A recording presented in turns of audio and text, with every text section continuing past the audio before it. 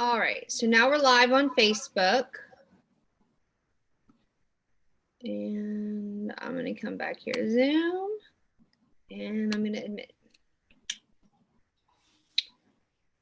Welcome everyone to the Northern Kentucky History Hour. Thank you for joining us. We have just a couple minutes that we're gonna let everyone into the meeting. If you haven't ever joined us before, we appreciate you spending your hour with us. We have a lot of people signed up for this great presentation today, so just bear with us as we let everyone in. It'll be just a moment. All right.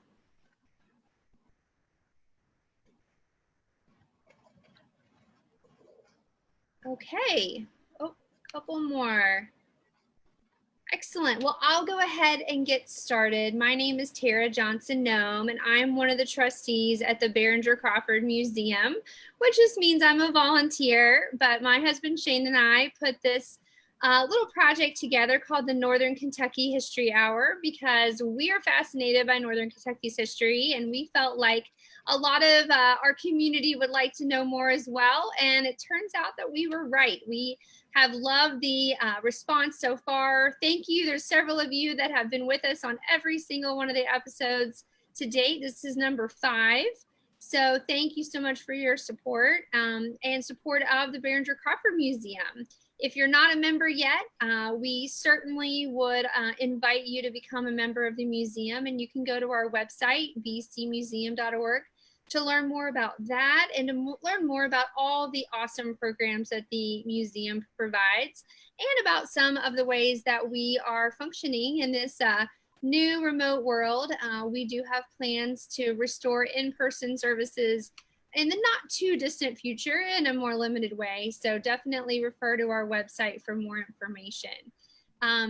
We have a great program for you tonight, but I am going to just add a few housekeeping items because we do have a lot of new participants tonight.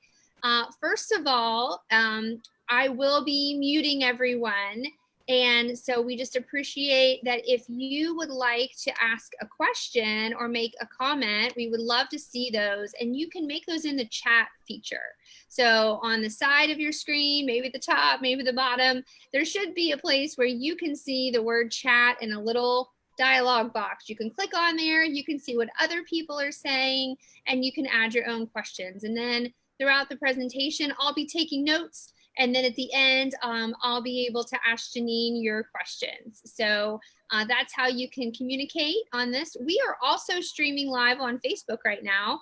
So if you know someone that you tell them about this and you say, oh, it was hopefully really cool, and they say, oh, I'm sorry, I missed it, they can watch it on Facebook at a later time. So that's a way for everybody to be able to access these.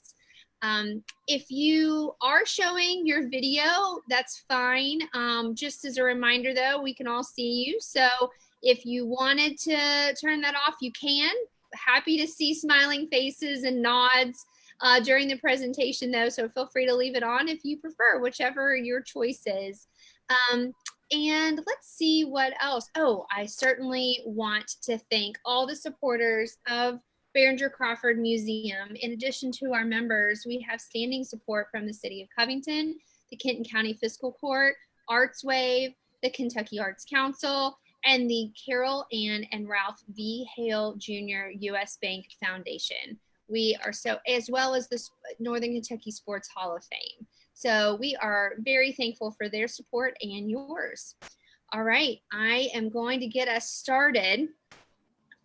We have tonight, and actually next week as well, it's a 2-part series, Jeannine, Miss Jeannine Kreinbrink, and she has an amazing set of experiences. She is the president and senior partner at K&V Cultural Resources Management, which she co-founded in 2011.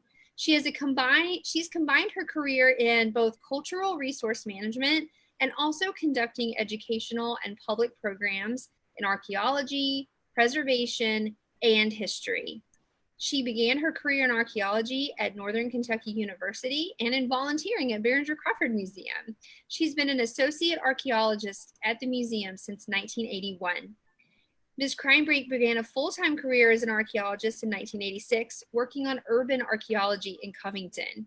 She obtained her master's in 1992 from University of Cincinnati, where she wrote her master's thesis on some of the archaeological sites that Ellis Crawford, the museum's first curator, had excavated.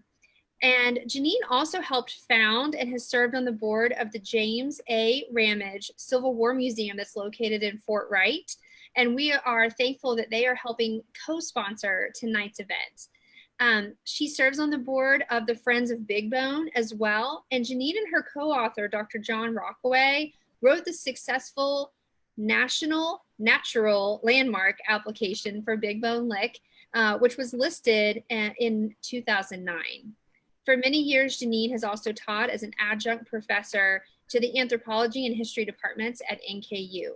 She was born and raised in Ellesmere. She's lived in both South Carolina and Ohio as well. She and her husband, Anthony, built an earth-sheltered house in Boone County in 1994 and have lived there ever since.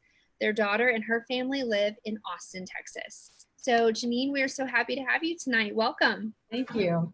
I'm happy to be here. Are we ready to go? We are ready for you to get started. All right, well, let's get the slideshow up. I'm going to mostly just talk to the slides.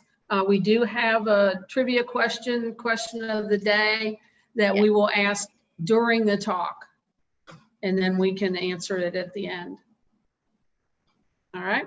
That sounds okay. Good. All right, so let's get this party started. Okay.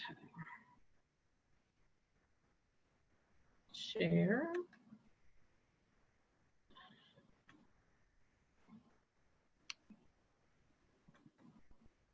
All right, can everybody see the slideshow? Yes, we can. Oh, that's even better. Okay, excellent. All right.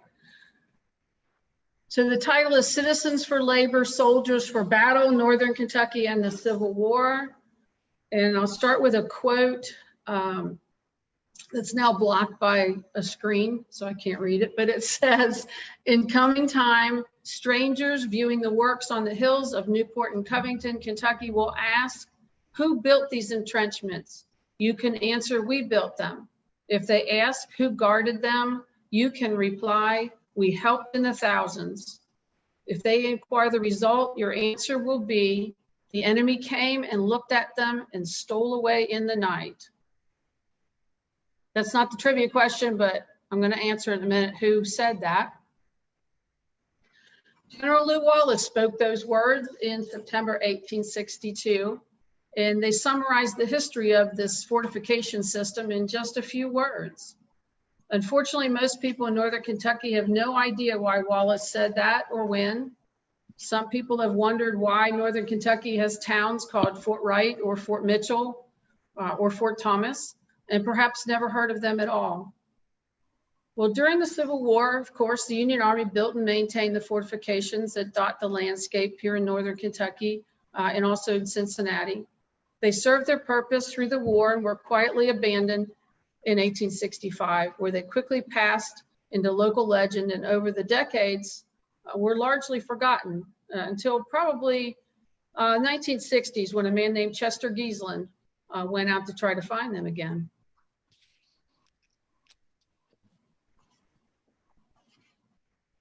Cincinnati, which most of you on here probably know, but some may not. Cincinnati was a key steamboat and railroad hub, of course, and it was the 6th largest city, give or take, at the beginning of the Civil War. And recognizing these facts, the Union Army interest in protecting Cincinnati began very early in the course of the war. Hold on. There we go. This is a great map. This is actually the 1862 map. We probably will come back to it later. This just shows you the layout of Cincinnati and Newport. Let's see if Mike, all right. Can you all see my cursor? Tara, can you see the cursor? Yes. Okay, excellent. So the Ohio River, of course, flows this way around Cincinnati with Cincinnati on the north bank and Covington and Newport on the south banks. And they are all situated in narrow floodplain that includes the Licking River, right here, Licking River, and the Milk Creek coming south over here from Cincinnati. A series of heavily dissected ridge tops surround this floodplain, broken on the south by the Licking River Valley and numerous ravines and narrow stream valleys. During the 1860s, both of the northern Kentucky towns were largely confined to this floodplain, while the surrounding hills provided farmlands, vineyards, and timber resources. Preventing Confederate access to the urban areas presented a unique challenge to the Union engineers. You can see all the different hills and everything here.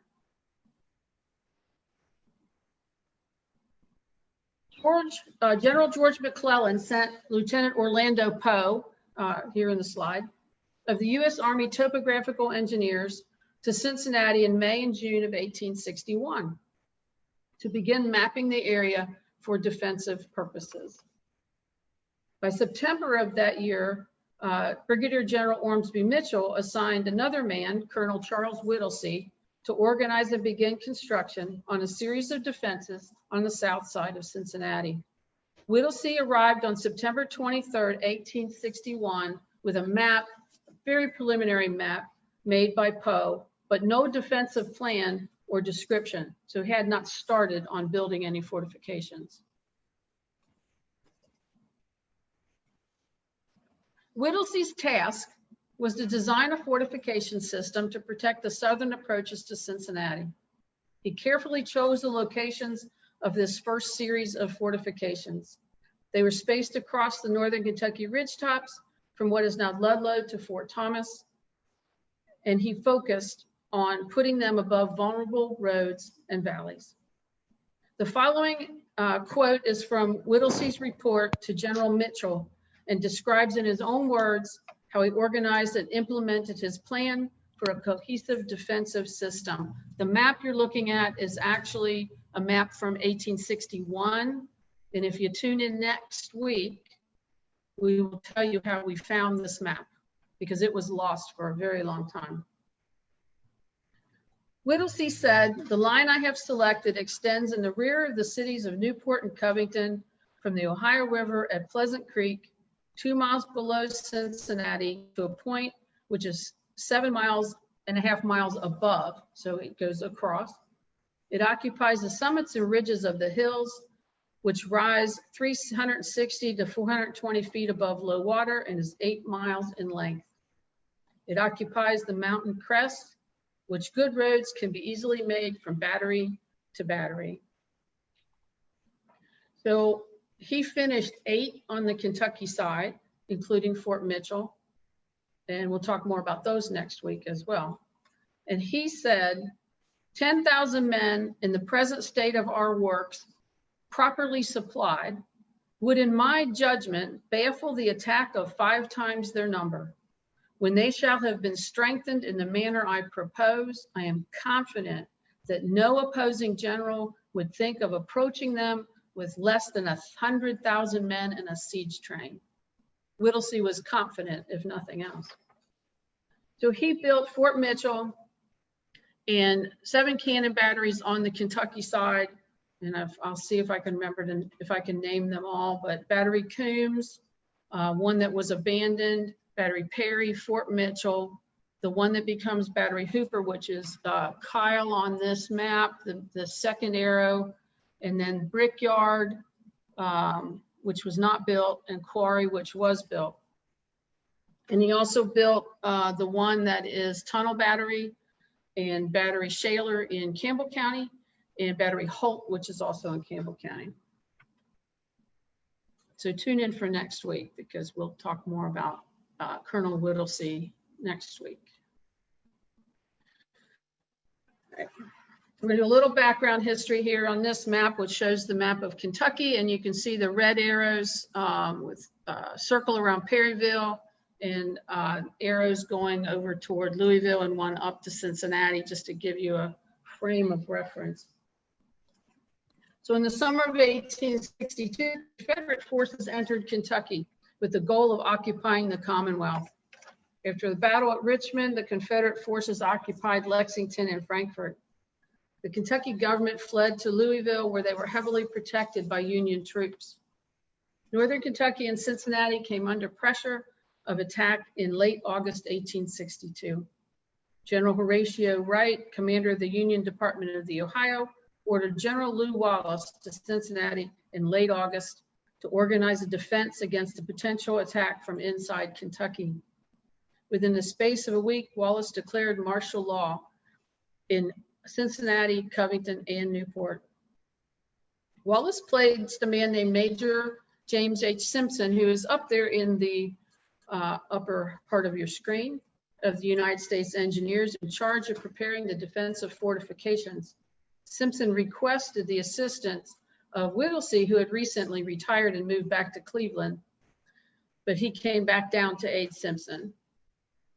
Whittlesea was familiar, of course, because he had organized and designed it. And next week, we'll talk a little bit more about both of these gentlemen, because next week we'll be talking about the engineers of the fortification system and how they built it and all that information, interesting information. And also the fact that one of the reasons they brought Whittlesea back was because they lost his map. So between winter of 1861 and end of August 1862, his map had been lost. And I'll tell you why next week. By the beginning of September, Wallace called for volunteers from the local populace, and with no delay, he ordered the quote unquote volunteer organizing of work troops. Here is our question. The local police force conscripted local men, especially African-American men in Cincinnati, from the streets in their houses and delivered them into work camps. None of the men received any pay at first. Wallace was informed of the poor treatment of the local citizens, and he transferred the command of the militia to Colonel William Dixon, a local judge. Dixon allowed the men to go home for a short time and told them that if they volunteered and came back willingly, that they would get paid the same as the Irish and German immigrants that had also been conscripted. So at least 400 men came back the next day, and they were organized into a militia called the Black Brigade, which they named themselves, and they were the first formally organized African-American military unit in the Civil War. So our question of the day is, which member of the Black Brigade went on to join the Union Army and win the Medal of Honor? And a bonus question is, where is he buried? Because he's buried in Cincinnati. So he came back and lived in Cincinnati after the war and raised his family. Dixon promised they would be treated fairly and kept together as a distinct unit. And among these men was our hero. The unarmed unit was assigned to build defenses near the Licking River in Kentucky, far in advance of the Union lines. They cleared forests, constructed rifle trenches, powder magazines, and roads, and they were disbanded on September 20th after the threat of attack had receded and marched triumphantly back through Cincinnati. Here are some pictures from Harpers Weekly.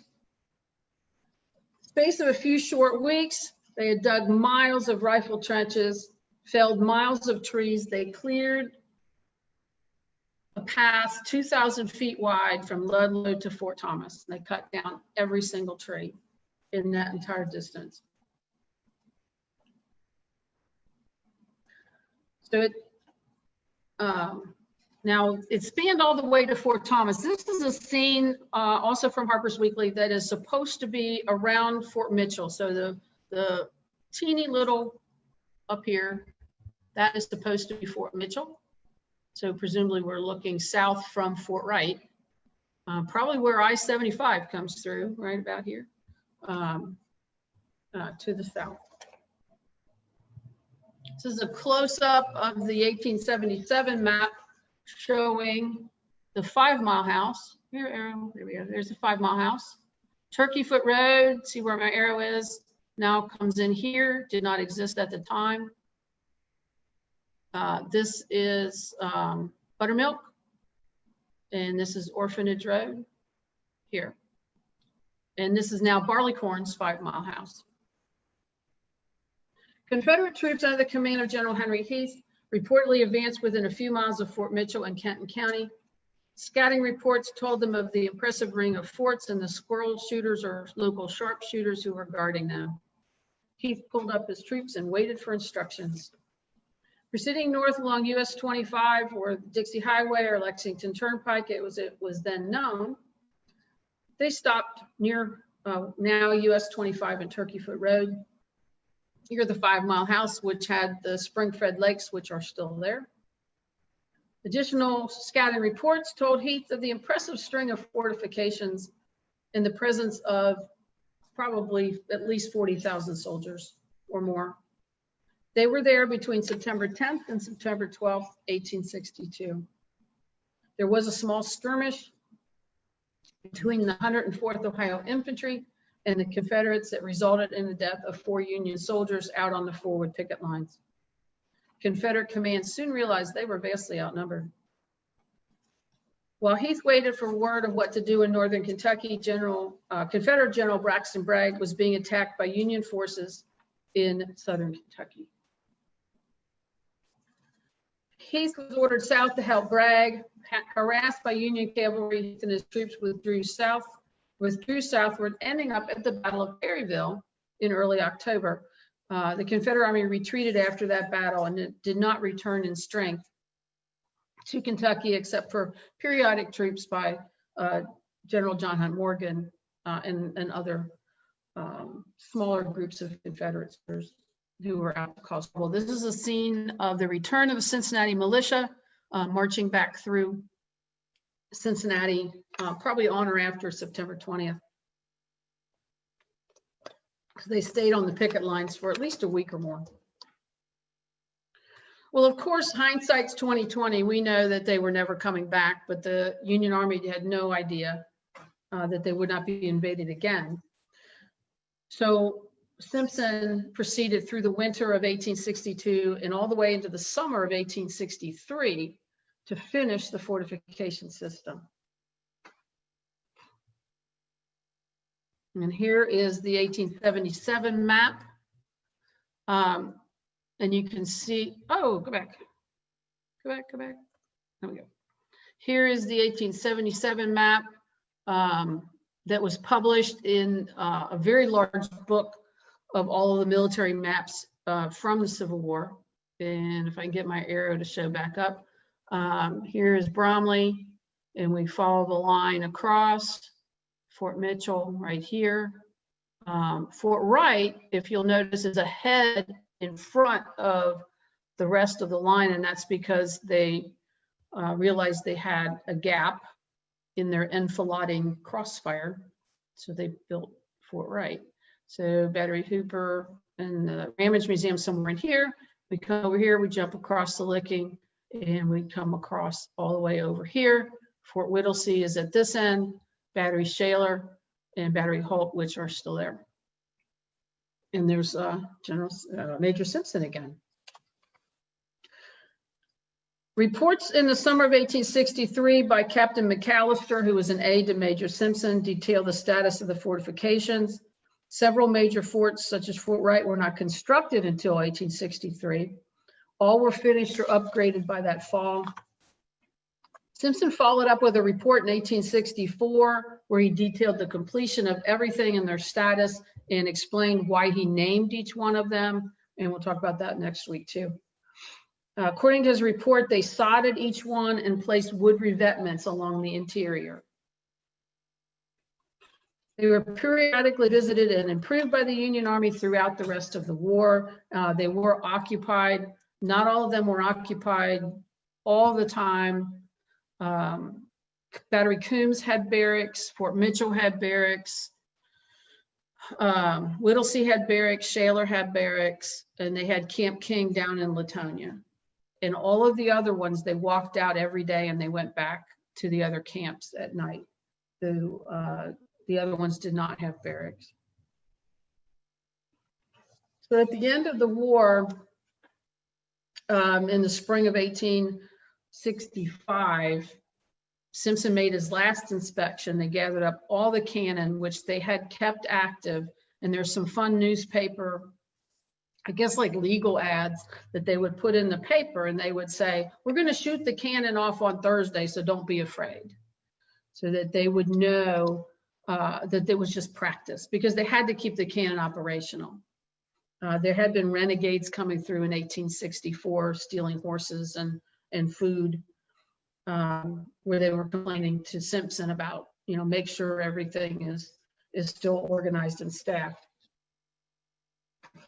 They sent all the cannon at the end of the war back to Pittsburgh, and there's a great a line about, he says in one letter, well, we turned the land back over to the landowners and told them they had salvage rights.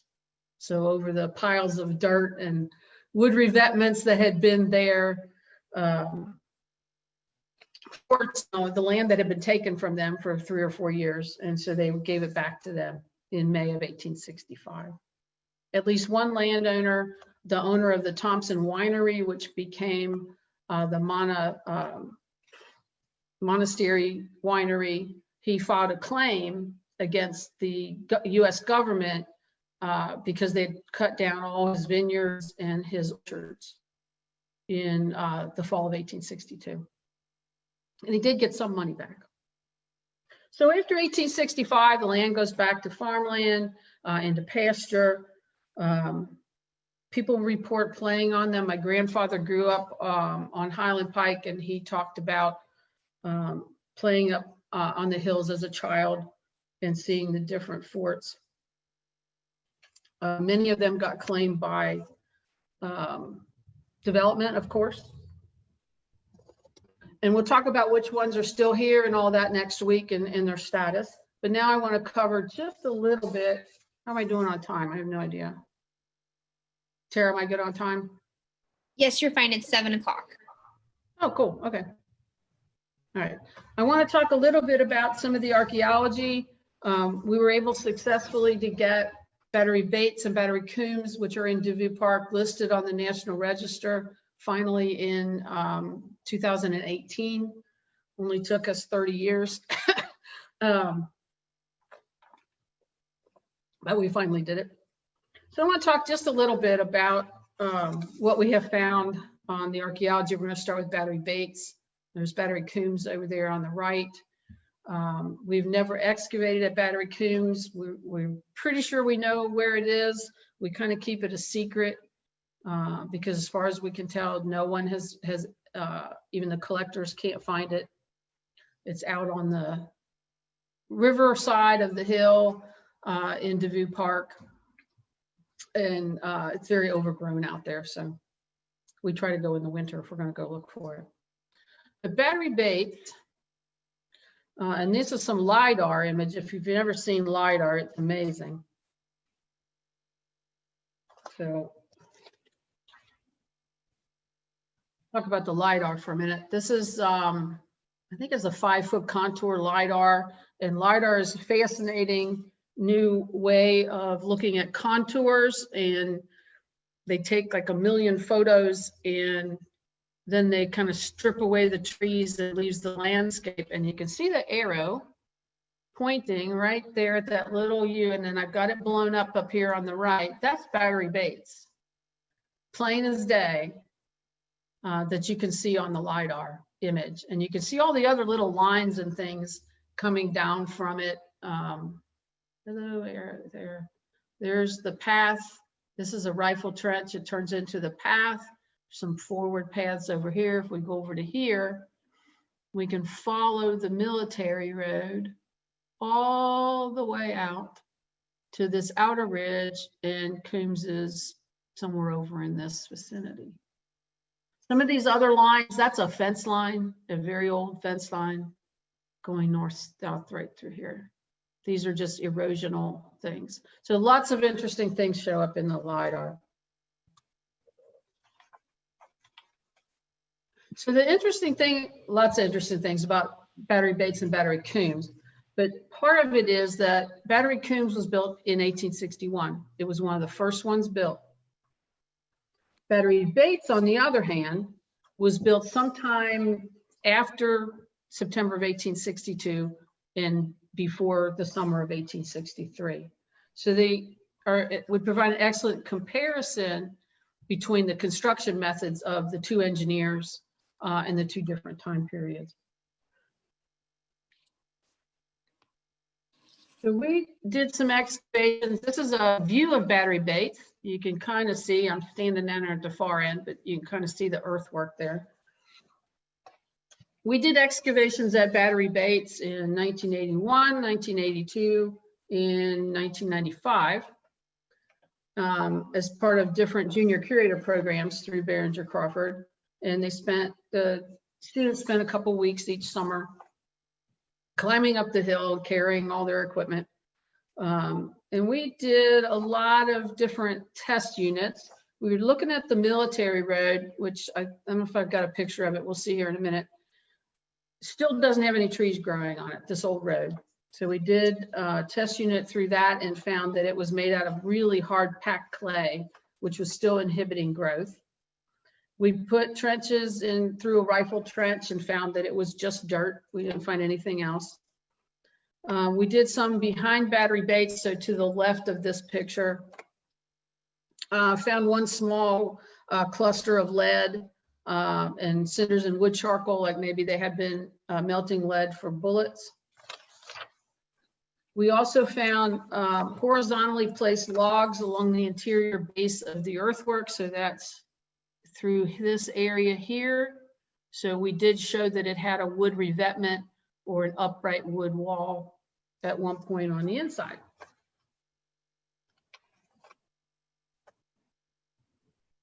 This is the powder magazine at Battery Bates. You can see that it is pretty much collapsed. We excavated it in 1982. We didn't find anything in it.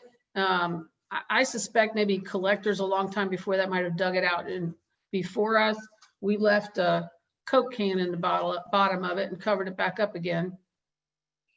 And sometime later, you can see the hole that's there now. Other collectors came back in the later 1980s and dug it out again. So we can only hope that they spent hopefully a very long time digging it and then found our Coke can in the bottom. That's what we hope. I have no idea who did it. You'll go up there and there's, little holes where metal detector people have left things.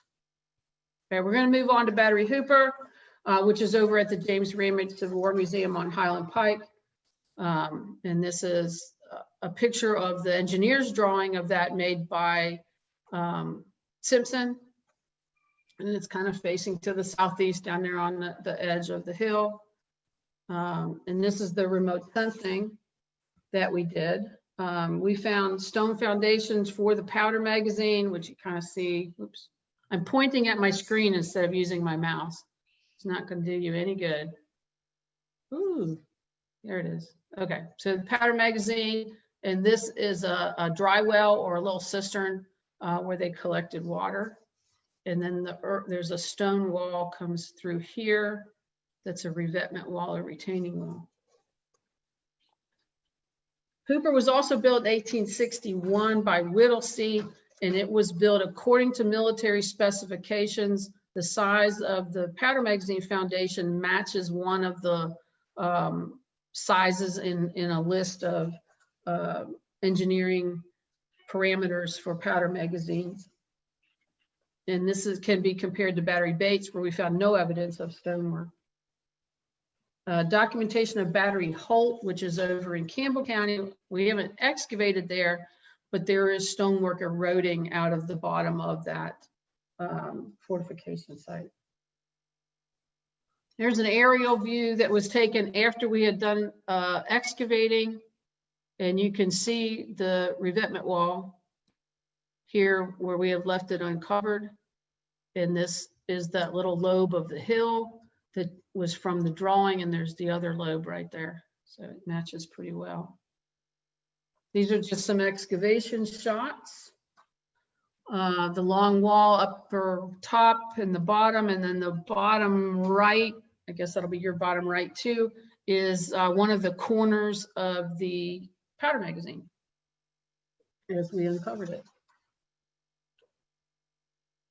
And we're almost done. And which battery was this again, Jeannine? This is Battery Hooper, the one at the Ramage Civil War Museum. And I've just got a few other great pictures in here. There's a series of contemporary drawings. We have no idea who drew them. They were found at the National Archives. This is a sketch of Fort Shaler, which you can see here. And it says Fort Shaler, officers' quarters, barracks, something we can't read. And then this is the engineered drawing of BatterySchaller. And BatterySchaller is in Evergreen Cemetery, right off US 27. And it's at about the highest point in the cemetery. And the earthwork is beautiful. It's all sodded in grass, and it was reconstructed right after World War I when they built a gazebo right here for World War I dead. And so there's a memorial gazebo, and then there's the beautiful earthwork. And as long as the cemetery is open, you can go in there and visit it. And of course, Fort Mitchell and the big white house on the hill is about where Fort Mitchell starts and then goes south. There's a driveway. See this in the drawing? You see this driveway or road coming up? That is the driveway to that house. It follows the same path. And that pond, oh, go back. The pond is still there if you drive along Dixie Highway.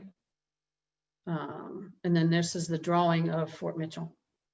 It's a fully bastioned fort. And we always say fort, people think about out west, but these were earth ramparts with wood revetment, which is the line that you see going around the inside. So it's a wood revetment. This is Fort Whittlesea. There's another one of the sketch drawings showing Fort Whittlesea in the barracks and a residence up to the right. The drawing of Fort Whittlesea, it was kind of a double redoubt fortification. And that is right over opposite the entrance to Fort Thomas. It was in that subdivision that's right across the street. All right. So designed to protect Cincinnati from Confederate advances during the Civil War, they began construction of the defensive fortification line in 1861 and worked on it throughout the war. Consisted of a series of cannon batteries and larger fortifications connected by rifle trenches and military roads. Fortifications served its purpose in September 1862. It was occupied by the Union Army through the rest of the war and then went back in to legend. Most of the development around here that took place mostly after World War II destroyed most of the fortification sites. Of course, Fort Mitchell was taken out in the 19 teens and 20s when that house was built, and the other houses just south of it. So you can visit several of the sites. The ones in DeVue Park are kind of hard to get to. We do take tours up there every once in a while. And I think that's about the end of my talking tonight. I've got the next slide's the answer, so I'm not gonna put that up yet. So, but I have it queued up to give the answer. Okay. Well, thank you, first of all, so much, Jeannine. We had a couple of guesses. Some people responded to me privately and some publicly. And I love all of these comments about just things that people, you know, have commented on about, you know, BatterySchaller being very beautiful.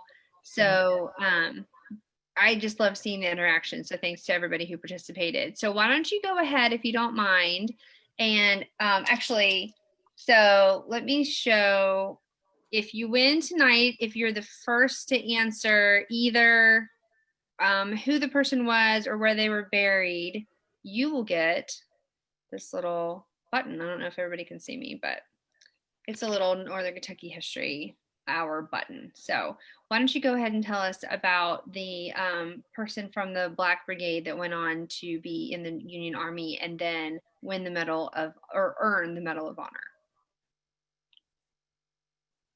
All right. He was First Sergeant Powhatan Beatty of the 5th United States Colored Infantry Regiment, and he was in the Cincinnati Black Brigade first. And when he was allowed to join a regular infantry, he went to Virginia and signed up.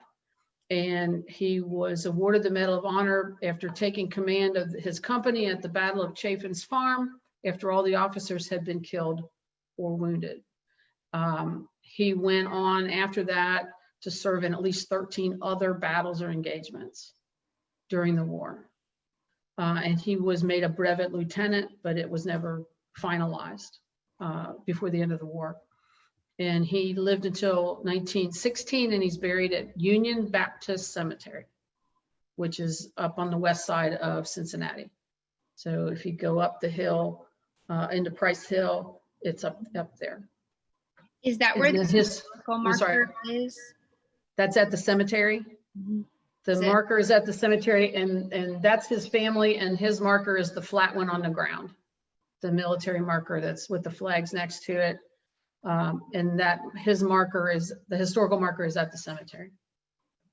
All right. Well, we have correct answers from Blanche Sullivan and Jim Antel. So good. If you submitted your address, then we'll be able to mail you your button. If somehow you registered and did not submit your address, let us know. You can probably email the museum, or you can find us on Facebook as well, and we will make sure that you get your button. So thank you for playing our quiz. We'll have another quiz next week. And before we go though, Jeannine, we have a few minutes left. We did have some other questions. And so one of the questions that I had, and Kathleen Mueller had this question, I was wondering if you could bring the map back up. And I know you kind of covered it when you were showing the White House in Fort Mitchell. It's really right at that boundary line between the current day Fort Mitchell and Fort Wright. But can you kind of just sort of remind us where things are today, based on, you know, where they were on the map back then? All right, let me go back to the other map. This one's a little bit better, I think. All right, so here's Covington.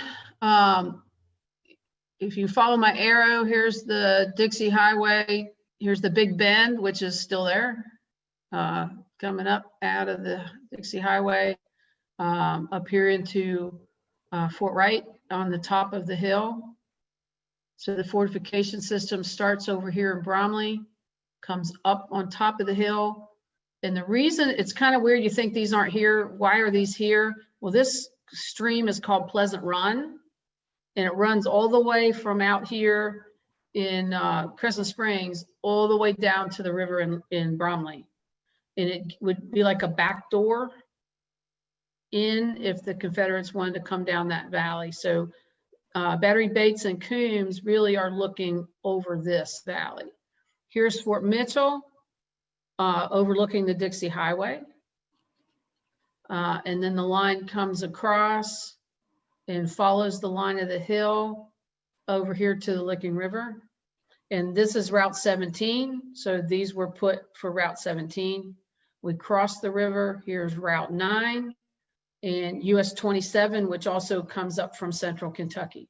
So all of the fortifications, the forts, were placed to protect the major roads that come up from central Kentucky.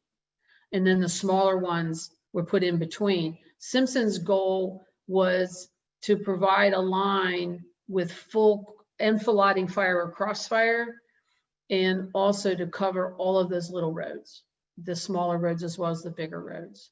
They had a pontoon bridge across the Licking and then another one in downtown because there were no bridges, right? Because the suspension bridge was the first bridge and it wasn't finished until after the war. And so they built pontoon bridges.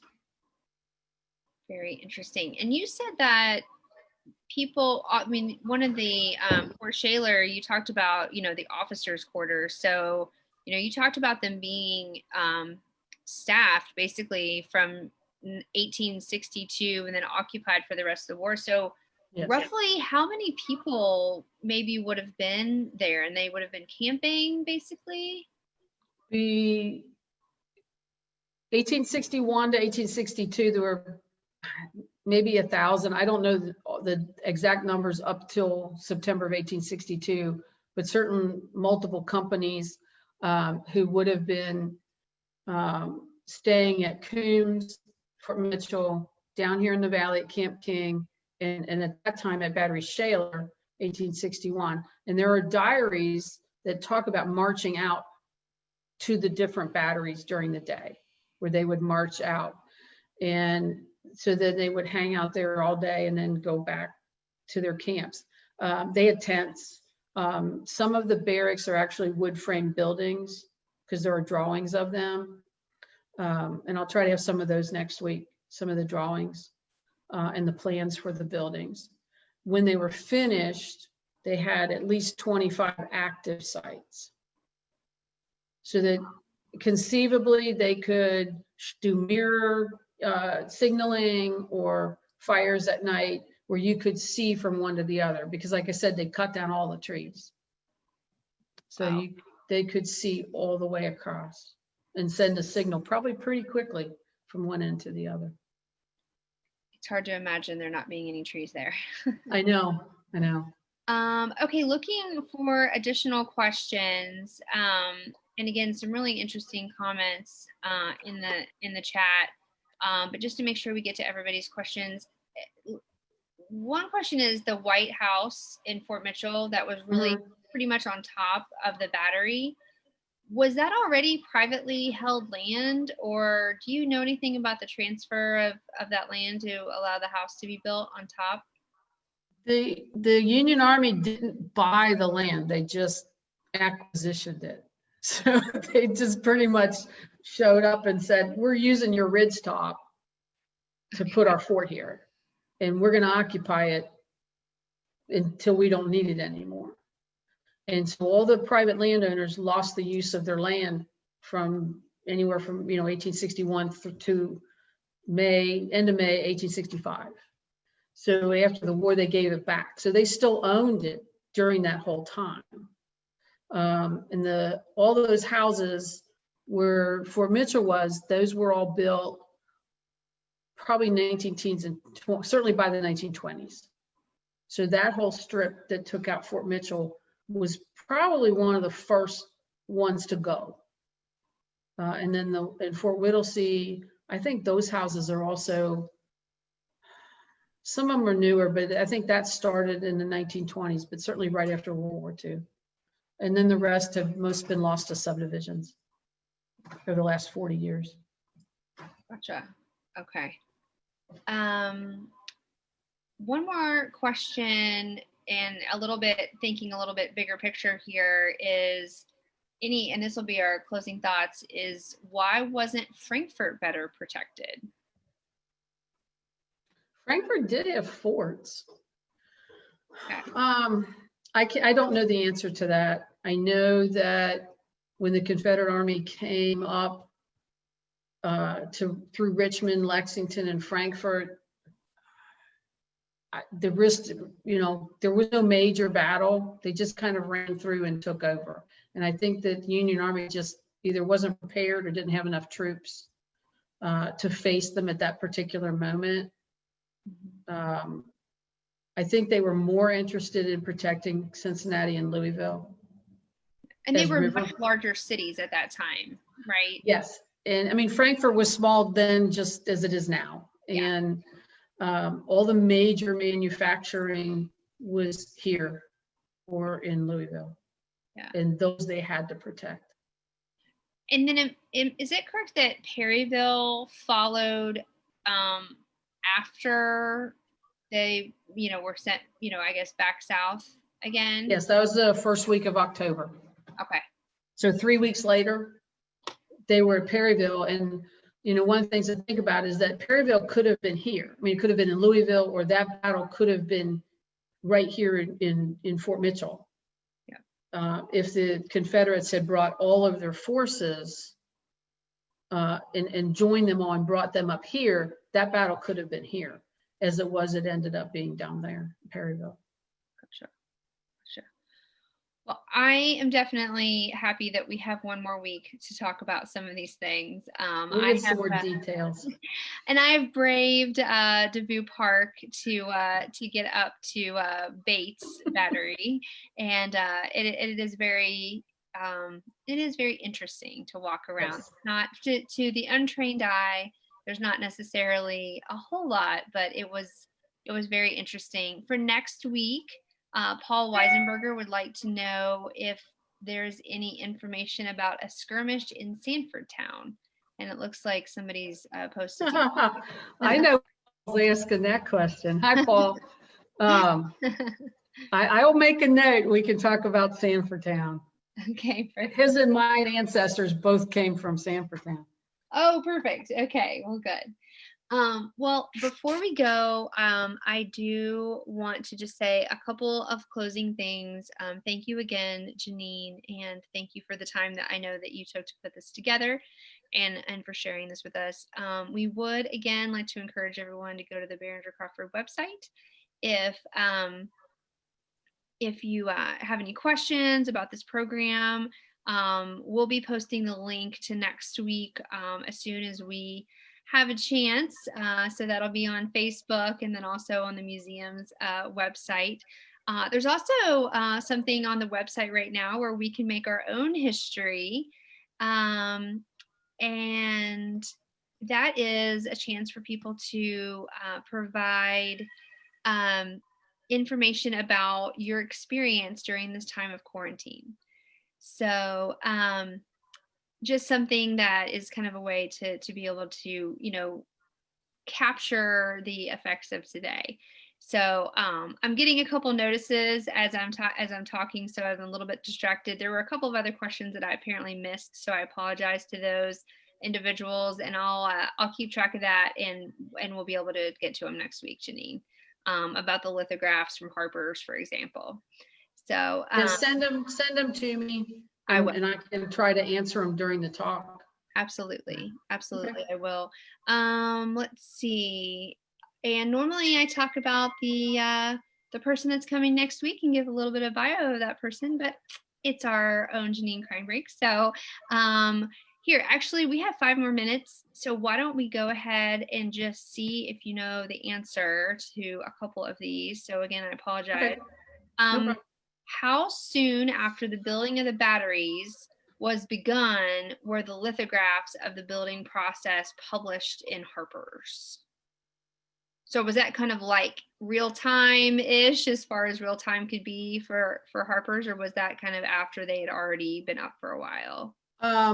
Like the images of like the soldiers getting on the train and marching, yeah. Those were right in those weeks. Those okay. were either during that time period or immediately after. And what kind of you can find those online too, I think. Yeah, what kind of distribution? I mean, that obviously there were a lot of different, publications at that time, but I mean, how did that affect the people locally? At one point, we kind of talked about sort of local people gearing up to support this. Were they joining the Union ranks, or were they supporting in other ways? A little bit of both.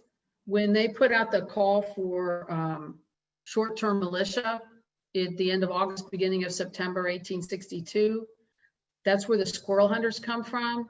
So they, and the one of the people getting on the train, they brought train loads of young men from all the farms from up in Ohio and Indiana and as far away as Michigan. And in 2 weeks, they had at least 30,000 of these young men, and they were all farm boys and used to shooting old muskets at squirrels, and they called them squirrel hunters, and they actually made up like discharge papers and things like that called them the squirrel hunters. And most of them signed up for 30-day enlistments, and they called them militias. A lot of those men, of course, went on to join like Powhatan and Beatty did. They went on to join regular regiments after that and extended their time to their 2 or 3 year time frames. But a lot of the young men came and joined Not so much necessarily from Covington, because they didn't really know who was a Confederate sympathizer on the Kentucky side. So like to build the trenches and things, those were not men from Covington, they were people from Cincinnati. Interesting. That's very interesting. So would the Confederates have used those Harpers images then, since they were fairly close in time? Did they like look at them and kind of say, oh, wow, there's like a lot of people coming? They could have. I mean, they certainly Harpers Weekly, and there was another one called Leslie's that was a weekly newspaper. They were certainly widely distributed. Yeah. And I would imagine that they probably were looking at them. Little intelligent battle intelligence there. Oh, yeah. So Yeah.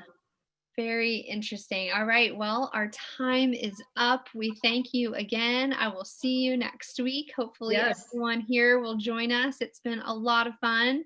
And everybody have a great night. Take care. Thank you. Thank you. Thanks, everybody. See you next week. See ya.